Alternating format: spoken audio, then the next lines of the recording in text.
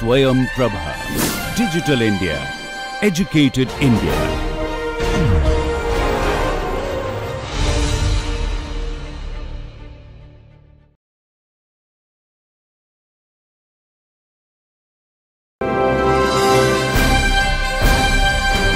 Swayam Prabha. Digital India. Educated India.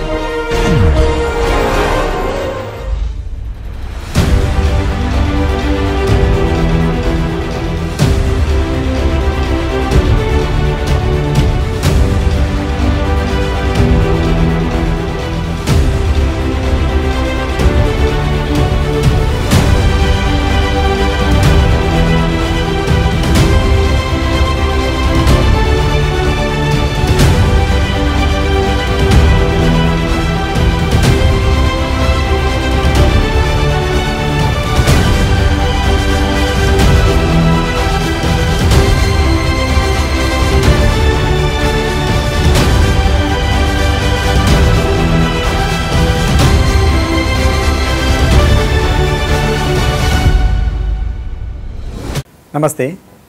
In this session we are going to look at concept of health and well-being as described in the contemporary literature, and we will compare that with the yogic perspective. But before we move on to that, let us have a quick recap. So, in last 6 sessions we have discussed about why a course on managing self and how it is intricately connected with the managing career, why it is important. Then we looked at role of positive psychology and how some of the concepts of positive psychology are common to the yogic perspective. And in the last 2-3 sessions we looked at how positive psychology can be made complete with the confluence of yoga, because yoga not only talks about positive experience, positive subjective experience, positive relationships or positive institutions, but yoga also talks about holistic life goals, different pathways of achieving those life goals, positive behavior, positive characteristics in terms of Daivi Sampadas. We looked at positive experiences, we looked at how the dynamic nature, bivalent nature of the emotions are very well embraced in the yogic perspective. Yogic perspective talks about the positive events like yajnas or sanskar, these are the positive events, positive institutions, marriage and pathshala. We looked at 2 examples of the positive institutions as embraced, as explained in the yogic tradition, and we also talked about positive society. Naturally, for the positive society we need to have positive governance, and yogic perspective give a very clear idea about the ideals of good governance, which are essentially positive. So, we looked at these things, and now we are going to look at notion of well-being and happiness in the psychology, in the positive psychology and in yogic tradition. In order to have a complete perspective on well-being, I would like to bring your attention towards few examples. These are the examples taken from real life, and most of us must have seen or experienced at least one of these, and these will be helpful for us to understand the core definition and core notion of well-being and positive psychology. So, this is one caselet of Gopal. He is a 4th year engineering student. This year is vital for Gopal because the final examination is around the corner and the placement is going to take place. On the top, Gopal is also preparing for the several entrance exams. Gopal's mother is very supportive and takes care of Gopal's diet. So, Gopal is one of the lucky students who could complete, who is able to carry out his education being at home, being with his parents. But Gopal is a mischievous boy. He is fond of eating outside and quite often does that without notice of his mother. So, mother always asks Gopal, tell me what you wish to eat and I can prepare that for you at home. You need not to, you should not actually eat it outside, but Gopal, being like many other young students or young people in our country or around the world, he wants to he loves to eat outside. So, Gopal is fond of eating food like burgers, noodles, lot of sugary chocolates, and mother naturally and rightfully term these as junk food. Gopal pays no heed to what his mother tells and assures her saying, "Don't worry mom, I'll be all right." Luck was not in favor of Gopal until the last examination, when he fell seriously fallen ill, and due to food poisoning, and all his effort go in vain. So, this is one case about the food. There is another case of Samuel. So, Samuel is a handsome, good looking, charming man in his 20s. He is pursuing masters in management after BCom honors. He has a girlfriend from college. He meets another girl during PG. So, he developed infatuation towards this new girl. He started flirting with her and she became friend to him. Samuel for time being stopped talking to his previous girlfriend. After a year passed, he started missing his previous girlfriend. She naturally had complained, the previous girlfriend naturally had complained and did not respond to his initial calls amicably, but then started responding after his pursuit, assuming that Samuel is finally come back to her. Though after getting into a job which he found after which he got after MBA, Samuel met a charming colleague who looked interested in him. Instead of being upfront about committed status, Samuel started flirting with this new girl as well. So, this girl and he developed intimate relationship within few weeks. A close male friend of Samuel, Aftab, was the only one who was aware of all his 3 relationships. So, this friend asked the Samuel why he is hopping from one romantic relationship to another one. He may get into trouble. Samuel said to Aftab that, "Bro, if I am handsome, charming and sought after man, why should not I enjoy and have fun? Why not enjoy the variety in life?" Over the years, Samuel had couple of other flings as well. His flamboyant image started hurting his reputation at work as well as in his society and community. When his girlfriend found out about his other relationships and naturally they found him untrustworthy, they fought with him vehemently and threatened to take this issue with company HR. Meanwhile, she contacted his previous girlfriend of Samuel as well. So, this new lady at work, she was able to figure out about Samuel's other girlfriends. She was able to meet with one of them, and now Samuel is in very strange situation. He has lost trust of his girls he was intimate to and reputation among his colleagues and friends, and the complaint had reached to HR and he does not know what will happen. Let us look at the third caselet. This caselet is about a character called Raja. Raja was very good student since his school days. He loved music and photography. He was also good at mathematics, and his cousin in his family used to be talked about as role model. We all know that every family has few people who are talked about as role models, and this cousin was considered as role model because he was a software engineer, he did MBA from good institution and joined a consulting firm from his campus. Raja also used to feel to be like him because this cousin was praised by all the family members. Raja also joined a good engineering college after the school. He also worked in a telecom company after graduation. He also prepared for the CAT to enter the business school. He joined an IT firm in technical consulting role. For first year, he enjoyed his salary, perks and did not bother about any other thing. Gradually, he realized that he has a kind of disconnect with others at workplace. He did not enjoy office parties, was not excited about the next promotion or acquiring. He was also not very keen about acquiring highly valuable clients for his company, or he was not enjoying the next level of complex projects.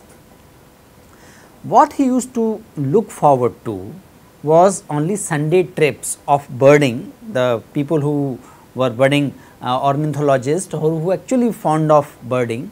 So, he used to enjoy his Sundays where he would go for the birding and natural photography. These were the only solace for him during a week.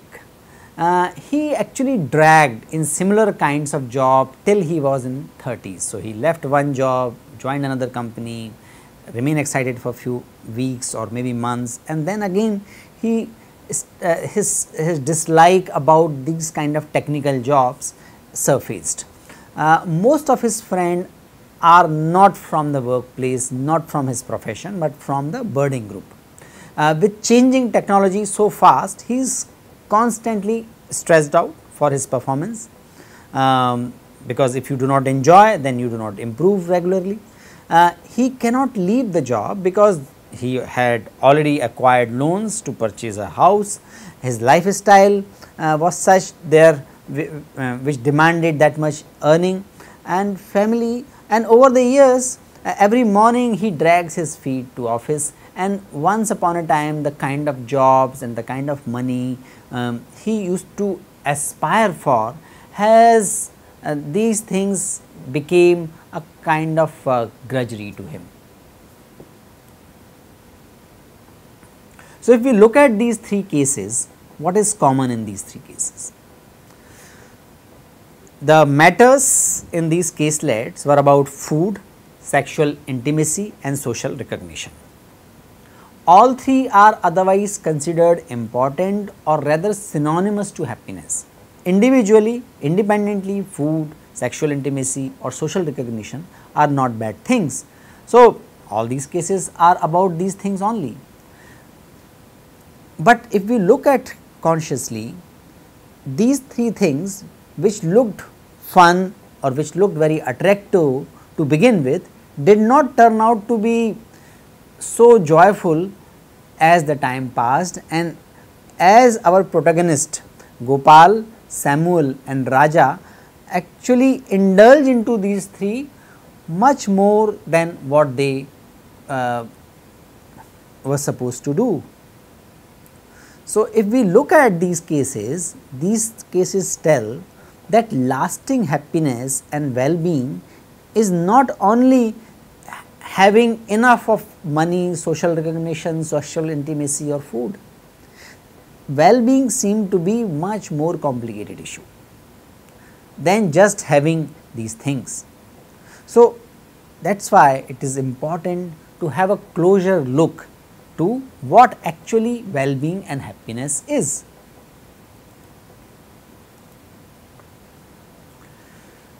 These cases deep down are asking about some fundamental questions of life. Those fundamental questions are: what is good life? What is a life worth living? What is the meaning of life? So, term happiness connotes well with all that is good. In this perspective, it is frequently used analogous to terms such as well-being and quality of life, and it signifies both individual as well as social welfare. So, in this session we will learn the difference between health and well-being. We will look at what, how and why of well-being studies. We will look at the Indian perspective of well-being and factors that enhance the well-being. How well-being affects my life, why we should bother about it. We should bother about well-being. This looks like a obvious thing, but it is important to articulate it, put it upfront, that everybody likes a happy person. Nobody likes to be a sad person or a person who is suffering and whose suffering is reflected in his behavior constantly. So, we have to pursue well-being because it results into better interaction and relationship with our family and friends. Well-being is also positively connected to employment situation. Well-being is also important at workplace. relationship at workplace, responsibility you get at workplace, success you achieve at workplace. On all three aspects, well-being matters. Better interaction with the, so once we have better interaction with the local community, we have better interaction with the surrounding environment. So, in the upcoming slide, we will look into the contribution of Ayurveda on the health and well-being, because that is very deeply connected with the yogic perspective. There are so many scholars, the great minds, almost all the great minds who delve into the most fundamental questions of life, they reflected on the nature and pursuit of happiness or well-being.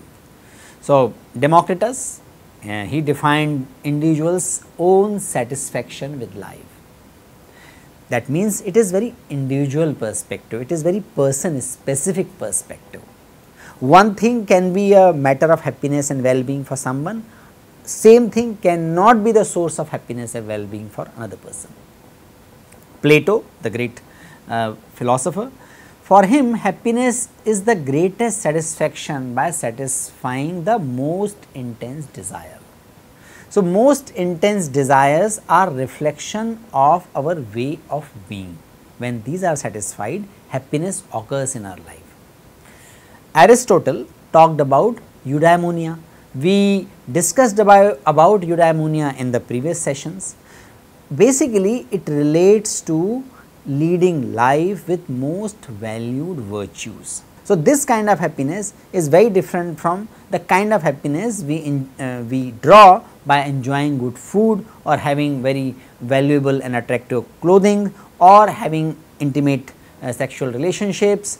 This happiness which we draw by pursuing virtues is called eudaimonic, and it is different from typical emotional happiness or what Aristotle called hedonic happiness.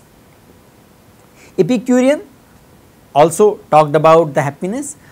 Their idea was not pursuing unnecessary things, enjoying what you have. So, some people connect it with the hedonistic happiness, but this is not exactly hedonic happiness. They talk about enjoying whatever you have at this moment.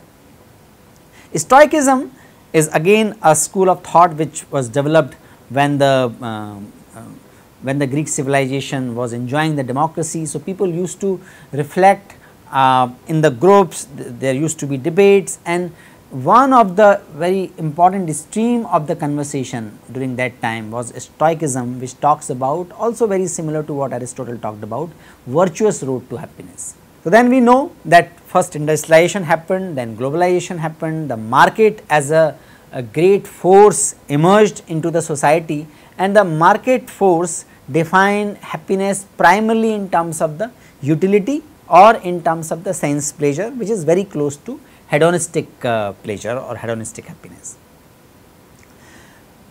We have reached to that level of development and reflection in the psychology that recognizes flourishing as the gold stone of well-being. Flourishing involves positive emotions, positive relationships, meaning and purpose, and also a sense of achievement. So, it is a concept associated with the happiness and high level of well-being. It is a complete or maximum well-being coupled with optimal functioning. It is a holistic and broader representation of well-being comprising of intrapersonal as well as interpersonal dimensions. According to World Health Organization, health is a state of complete physical, mental, social well-being and not merely absence of diseases or infirmity. Health and well-being are interrelated terms. Well-being is more than just having good health. Well-being is a continuous process of being fulfilled and healthy in all aspects: physical, mental, social and spiritual. Please note that WHO recognized the importance of spiritual aspect as important as physical, mental and social aspect for well-being. Well-being encompasses all these aspects. and each of us strive toward becoming fully functional person. Fully functional person, if you want to read more about it, please read the work of Carl Rogers, and humanistic psychologists talked about the fully functional personality. Essentially, it means my ability to be what I can be, and human beings are always work in progress. They can keep achieving new levels of excellence, new level of autonomy, new level of mastery. So, it is being a fully functional person who is open to experience, has purpose in life, has gained environmental mastery, and has positive relationship and leads an increasingly existential life. So, you can look at health and well-being are about all aspect of life. These are not only related to a aspect like good food or good clothing or some limited ways. So, the fundamental questions raised in the well-being literature are related to identity, that is who am I, related to functionality and my role in the larger organization and larger society. Relationship, so how are my relationships, how am I and when I am in my most productive state, and with all this how satisfied I am. These are the fundamental questions pursued in the well-being literature. What we can conclude thus far is that human being to function well, it requires the combination of one's cognitive function, stable emotional state and good physiology. Dodge and his colleague have given a beautiful perspective about well-being. They looked at well-being as a matter of balance. That is a balance point between individuals' resources, pool and challenges. So, at one level we have resources, intrinsic resources of course, which are psychological resources, social resources, and we also have physical resources, money or technical know-how or my connections, all that. If we look at our life and the life challenges, they are also at three levels: psychological challenges, social challenges and physical challenges. Am I able to do what I wish to do? Am I able to build the kind of relationship I wish to have? Am I able to carry out with harmony within? These are the basic things about physical, social and psychological challenges. So, at one hand we have challenges, on another hand we have resources. We can say that well-being is attained when resources and challenges are balanced out. This seesaw represents the drive of individual to return to a set point for well-being as well as individual's need for equilibrium or homeostasis. So, a state of well-being is such a situation where a person has the stability on various aspects and various levels of his existence. Well-being has philosophical connotation. It is the continuous process. So, like if you look at the process of balance, we are constantly searching a balance. It is a dynamic process. Every day I have to do something to balance my resources and challenges. So, that is why it is called continuous process, and that is reflected in all aspects of everyday life. It is more than health and it is related to overall mind, body, soul interplay.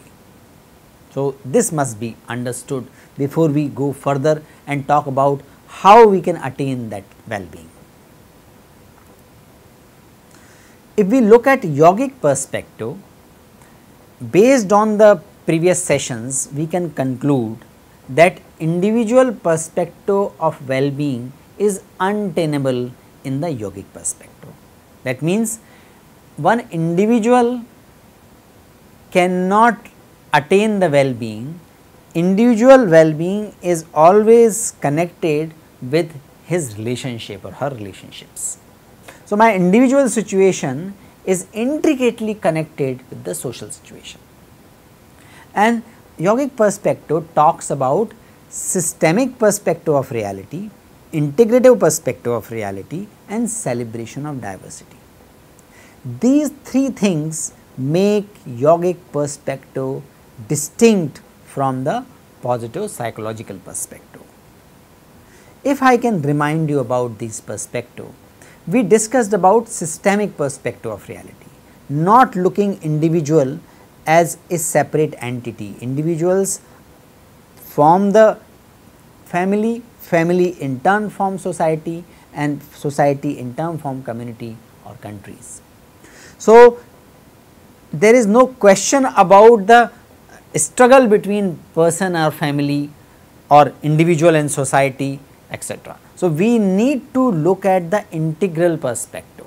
That is the first condition about the yogic perspective of well-being.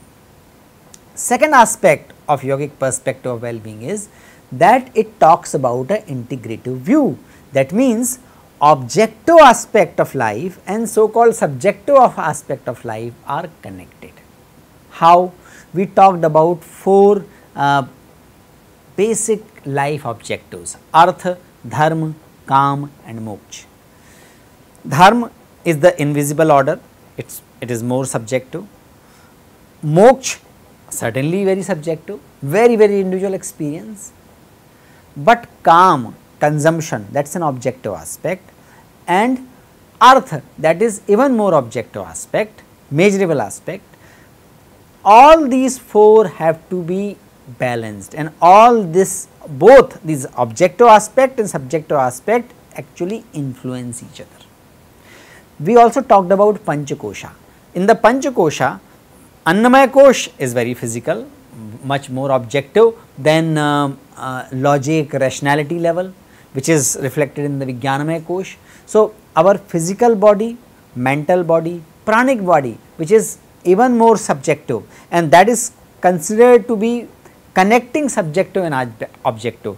That which is connecting Manomaya Kosh, Vijnanamaya Kosh with Annamaya Kosh is pranic body, Pranamaya Kosh. If we look at these two frameworks, we can understand that Indian perspective or yogic perspective looks at well-being as a integration of so called objective and subjective aspects. It does not distinguish between the two.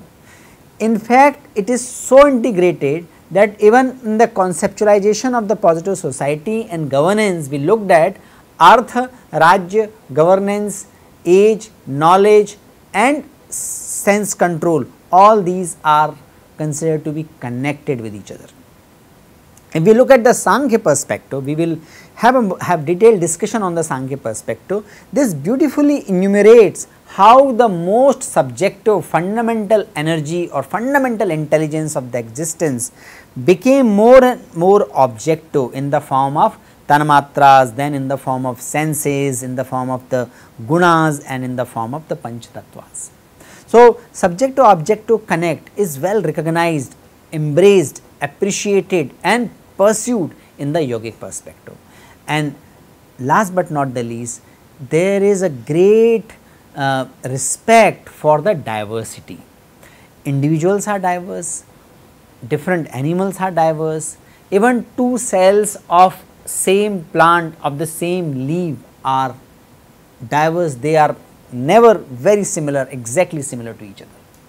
So, because of that, different individuals develop different nature called Prakriti that can be classified, but that combination of the different components can be unique in everybody. Different individuals can also have different ways of attaining spiritual well-being. They will have a different emotional makeup, they can have a different type of body. So, highest personalized assessment and treatment has to be done in the yogic perspective, and that is carried forward in the Ayurvedic perspective as well. So, there is a deep respect towards the diversity at all levels in the yogic tradition. So, these are the things which make yogic perspective distinct from the positive psychological perspective about defining well-being and pursuit of well-being. Ayurveda gives a very comprehensive definition of well-being from the individual perspective. It is given in the individual perspective, but if you reflect it closely, you can see that it is anchored at the collective systemic perspective as well. So, what it says, samadosha samagnischa samadhatu malakriya prasannatmendriya manah swasthya ityabhidiyate. What is considered to be swasthya? Swasthya ityabhidiyate. This is called swasthya, this is called health, this is called well-being. When Panch Tattvas make constitution, they result into some gunas and some doshas. What are the gunas? Sattvic, Rajasic, Tamasic, these are the gunas, and Vat, Pitta, Kapha, these are doshas. So, when all these doshas, Vat, Pitta, Kapha, and we will discuss these things in the next session, when these doshas are equanimous, they are in balance. Samagnischa, there are different forms of energy which is called Agni. We have different forms of energy, and when different forms of energies are in equilibrium and in harmony, that is the another condition. Some dhatu, dhatu are the basic constituents. Majja means bone marrow or bone or muscles, these are some of the dhatus. There are 7 dhatus, we will discuss about it later.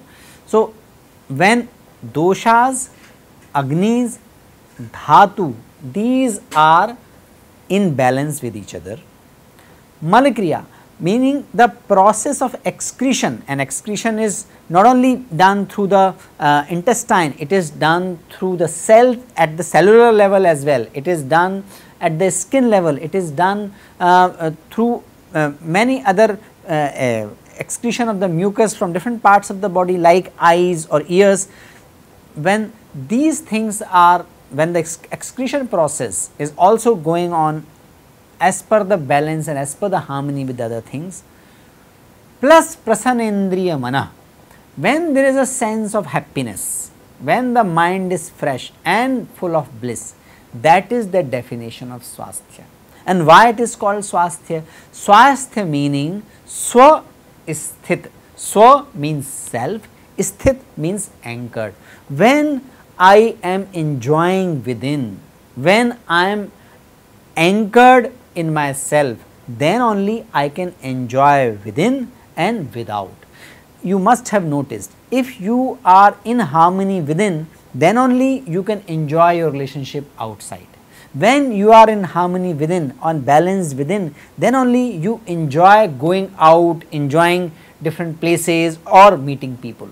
So, swasthya is a core, swasthya is an indicator that when I am anchored, and that anchoring is possible in these conditions which I just explained, that is the state of well-being according to the Indian tradition, according to the Ayurvedic tradition.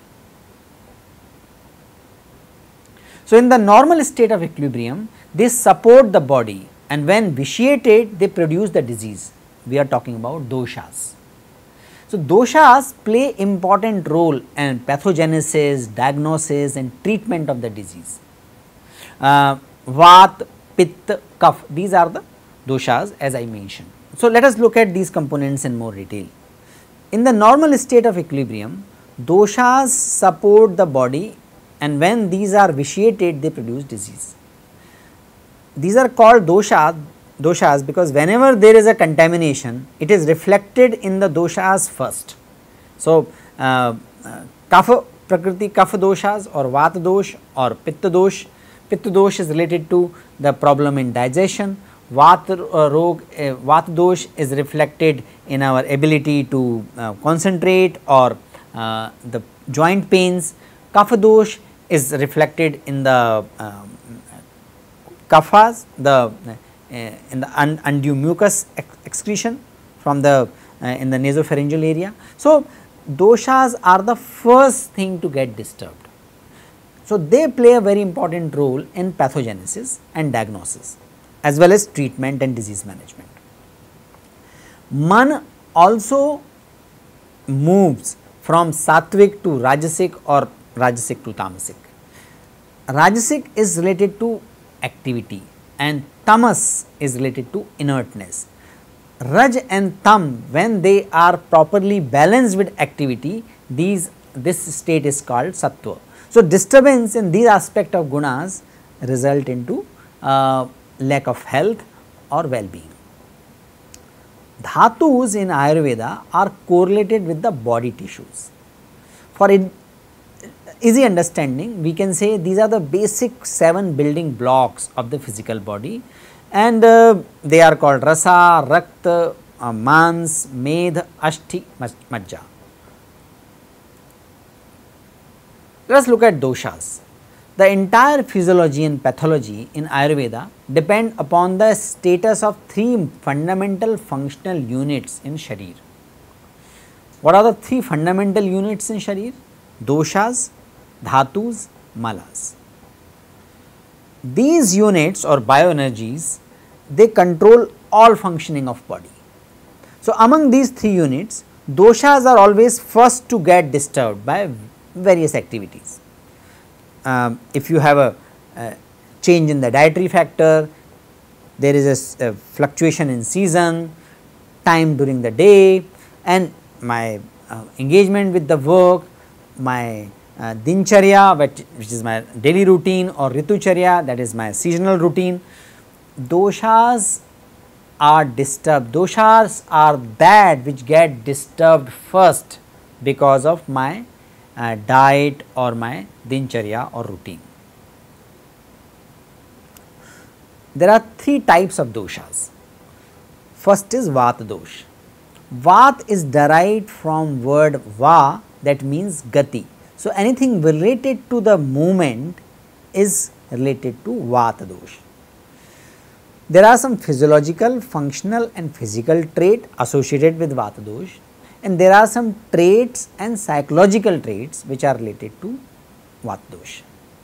Those who have taken the NPTEL course, they must have received a link about assessment of their doshas.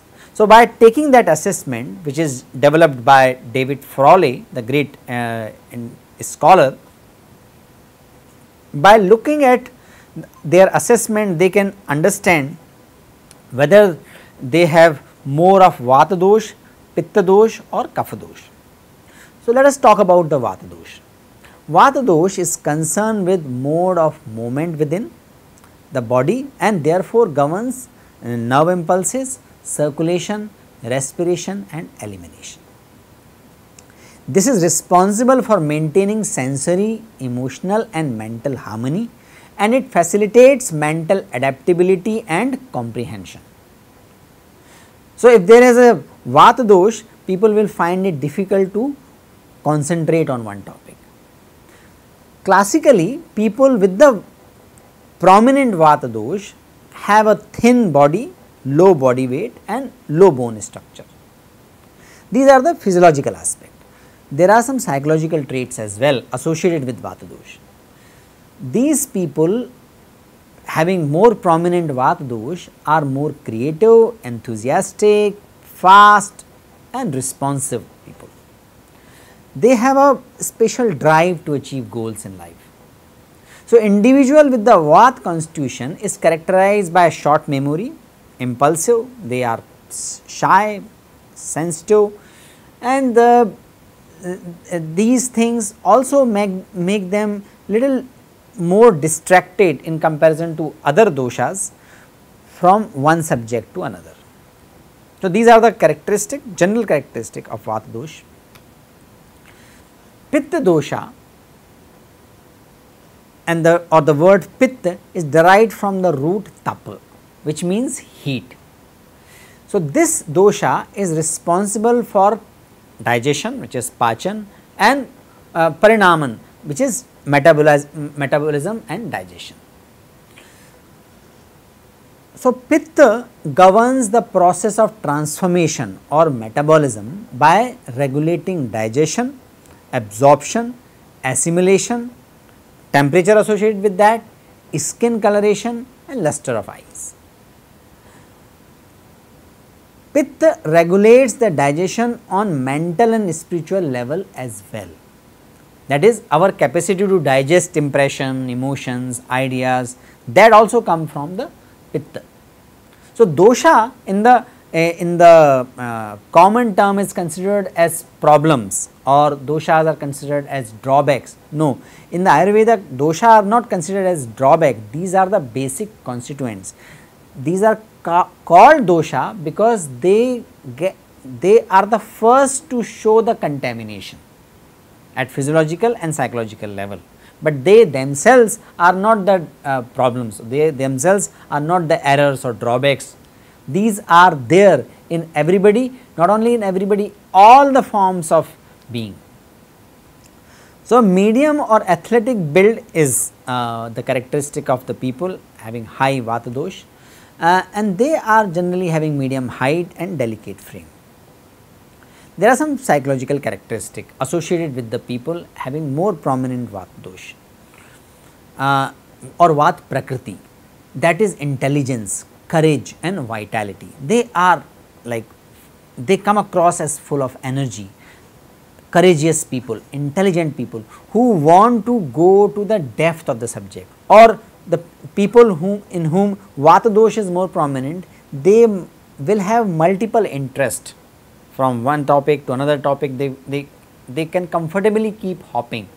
But pitta dosh result into capability of focusing on one thing, focusing on one topic and go in depth into it. So, that is the characteristic given by the pitta dosha. Psychologically, pitta endangers anger, hate, jealousy, these are also the side effects of the vata dosh. So, people having vata dosh are supposed to reflect these characteristics, these psychological characteristics also more often.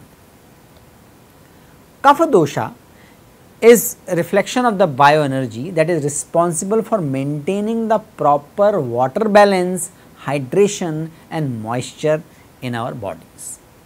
So, this is responsible for growth, adding structure and governs the lubrication of the body to offer protection and directly influencing the emotions. This dosha is concerned with emotions and it endows with love, caring, devotion, faith, which assist in maintaining internal harmony along with the unity with others. A well developed body with a tendency to gain weight is the reflection of kapha dosha. So, people with the high and more prominent kapha dosha, they show the characteristic of steadiness, calmness, being compassionate, and they are psychologically endanger the emotion of attachment, greed and envy. So, you see there are some physiological characteristics associated with the doshas and there are psychological characteristics also associated with doshas. Those who are registered through NPTEL in this course, they must have received an assessment questionnaire to look at what is their prominent prakriti and vikriti. After dosha, look at what is Agni. So, sama dosha, samagnischa. So, we talked about doshas. In the personality, vata, pitta, kapha must be in balance. That is the first reflection of well-being. Second condition of well-being is sama Agni. That has a common root in Sanskrit called Agni. So, Agni means that which ignites, which is fire. In Kenopanishad, Agni reveals his identity as the heat energy and ever burning flame of the conscious force in matter that makes up the entire world.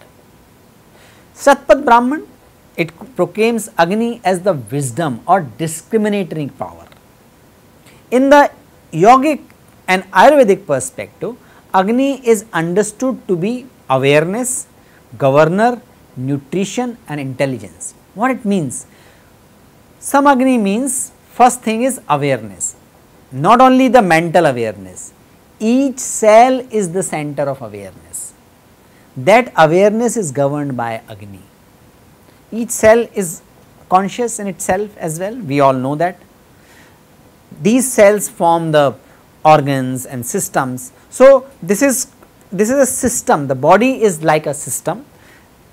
and like any system, it is made up of a smaller system and part of the bigger system. So, at the basic level of awareness, Agni is the one which governs the process of that.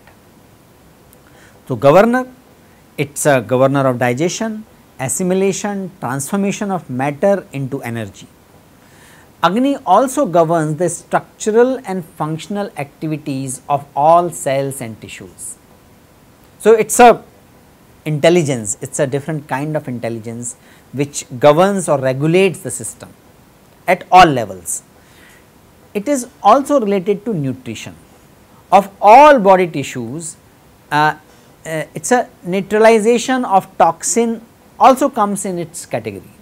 So, and the assimilation is important and neutralization of the toxins is also important. Both of these are governed by Agni, and as we have mentioned, it is a reflection of intelligence. It is not only mental intelligence, it is a cellular intelligence and cellular selectivity and choice, and that is what very famous Ayurvedic teacher and researcher Dr. Lad, Basant Lad ji, very senior teacher, he has explained these characteristics of Agni.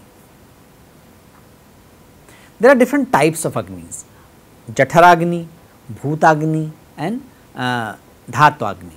Jatharagni is related to stomach and duodenum, and naturally it is more related to our digestion. Bhutagni are 5 in number. So, 5 Agni from 5 basic elements. Bhutagni transform the substrates into such form that can be assimilated at the tissue level. Dhatwagni are the 7 Agnis, they represent one in each of the 7 dhatus. So, there are 7 dhatus, basic constituents, the physical constituents of the body, and a different type of Agni is connected to those 7 dhatus.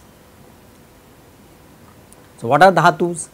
Dhatus, the word come from dha, which means to hold.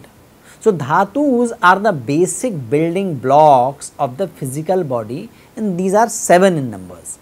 First is rasa, that is roughly correlate with lymph and plasma fluid.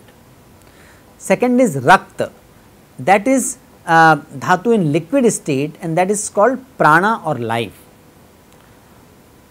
Mans is the dhatu in more solid state, which performs the function of covering the body and protecting from external environmental conditions. That is third dhatu. Fourth dhatu is called med. Med is the semi solid state. So, term med refers to fat, and this dhatu can be roughly correlated with the fatty tissue of the body. Asthi is solid tissue, that is which forms the basic function of holding the entire body, the structure, and performing various movements. Majja is in the core of the bones. It is commonly correlated with the bone marrow and nervous tissues in the body. And Shukra, that is the final, the most refined dhatu, that means bright, pure and radiant. Shukra means bright, pure and radiant, and this is commonly used term to describe male and female, so male semen and female egg. These are the 7 type of dhatus. So, what Ayurvedic perspective says, and which is prescribed in the yogic perspective as well, that samadosha, samagnischa, samadhatu, these 3 things which we looked at have to be in balance with each other. Then comes mal. The term mal is derived from the root word in Sanskrit which denotes cleansing, purifying activity. Mrajyate shodhyate iti, that means the one that cleanses or purifies by carrying and eliminating waste, filth, dirt or debris. That is mala. Then comes manas. It is, so if you look at the definition of well-being in Ayurveda, looks at physical aspect, which is dhatu, it looks at malas, this which is excretion, it looks at psychophysiological aspect like gun and doshas, as well as it looks at pranic aspect which is agni. So, sama dosha which is more psychophysiological aspect, Agni, which is more like a pranic aspect, and Dhatu, which is a constituent, the basic core building block, that aspect. These are predominantly centered on the physiological aspect, and then comes the Manas, which is a reflection of the Manomaya Kosh and Vijnanamaya Kosh here in the Ayurvedic perspective, that says that Manas along with Sharir and Atma form the three pillar of individual life. Atindriyam punarmana sattva sangyakam teja cheta ityahurek tadartha sampadyat cheshtam cheshtat pratyabhut bhutam indriyanam. So, Charak Samhita describes the constituent of the body. So, the mind transcends the sense organ, that is what is the claim of Charak Samhita, and modern science is also accepting that, and many research studies are indicating that, if not accepting that. We will be talking about these aspects in the later sessions. It is also termed as Sattva, while some others call it as Chetas. Its action is dependent on its objects and accomplishment of the self. It is responsible for the actions of the sense organ. That is the definition of Manas given in the Charak Samhita. So, you see, it is recognized to be connected with the physical body, but it has its distinct role in the form of enjoyer of the senses. So, senses follow the direction of Manas, and that is its actions are dependent on its object, which is to which it is connected to, and accomplishment of the self. So, Atman, which is the deeper than Manas, that governs the Man, but Man operates in connection with the external objects.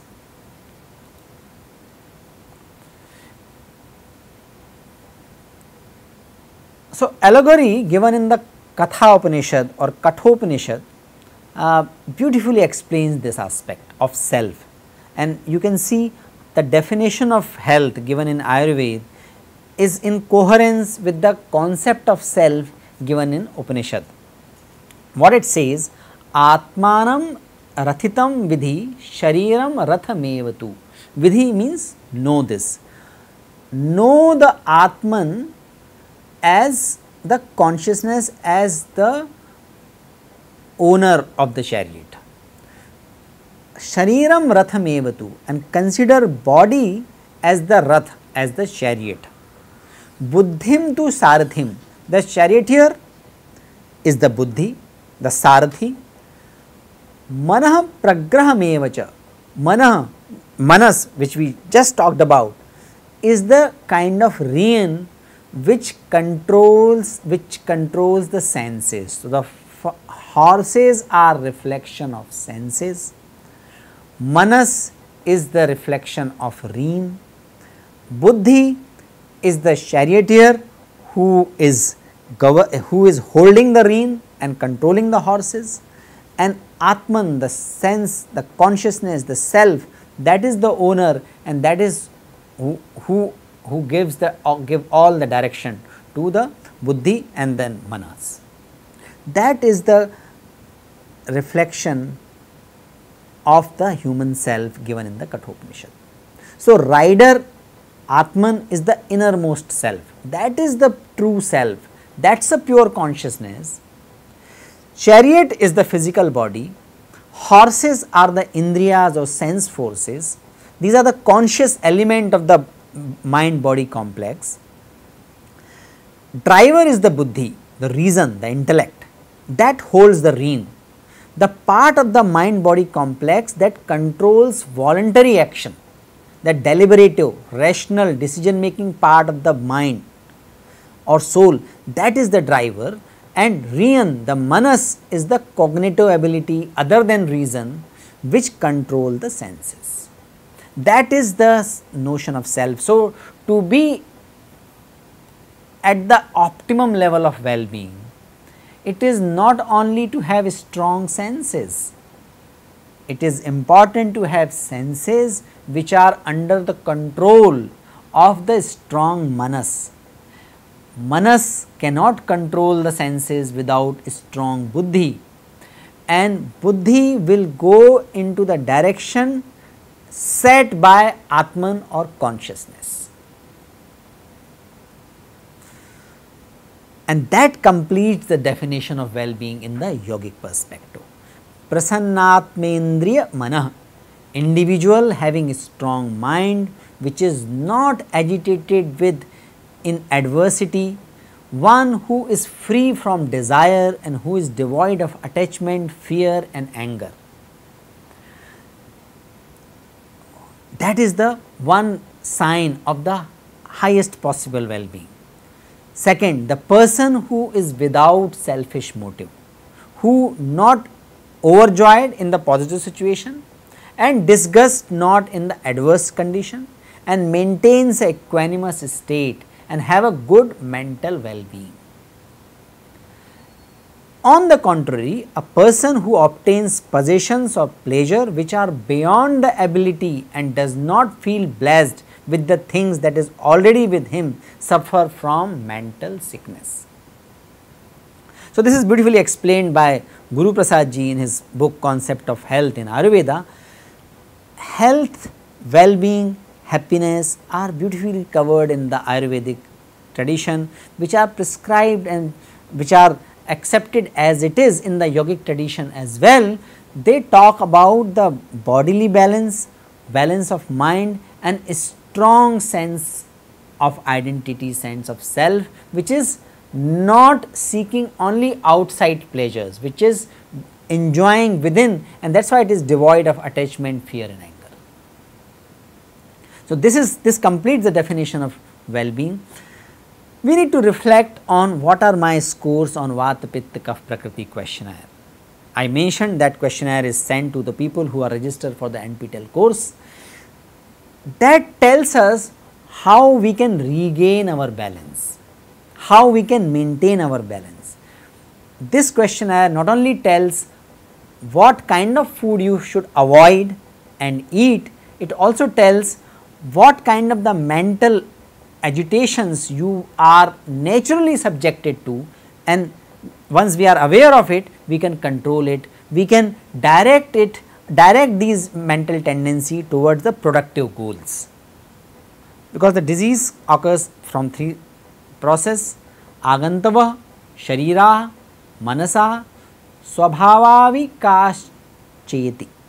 Disease developed through disturbance in level of doshas, malas, and sometime it occurs by nature, which we call the innate.